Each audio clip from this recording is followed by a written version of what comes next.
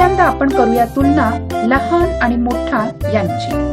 म्हणजे लहान कोण आणि मोठं कोण हे तुम्ही ओळखायचं. तुम्हाला जाळ्यात अडकलेल्या सिंहाची गोष्ट माहितीये की नाही? एकदा एका जंगलामध्ये एक सिंह राहत होता. दुपारी तो झोपला होता तेव्हा त्याच्या अंगावर एक छोटा उंदीर खेळत होता. सिंहाला जाग आली आणि त्यांनी आपल्या पंजामध्ये त्या छोट्याशा उंदराला पकडलं.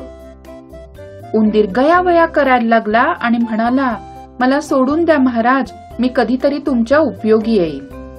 सिंहाने त्याला सोडून दिलं.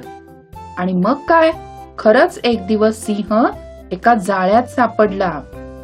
आणि मग त्यांनी मदतीसाठी उंदराला हाक मारली.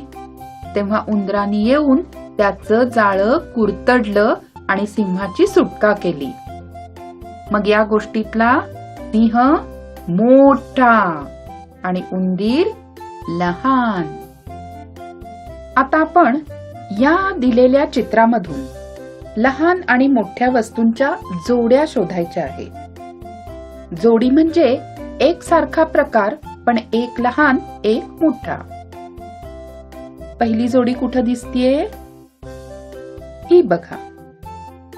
हे आहे लहान, हे आहे मोठा.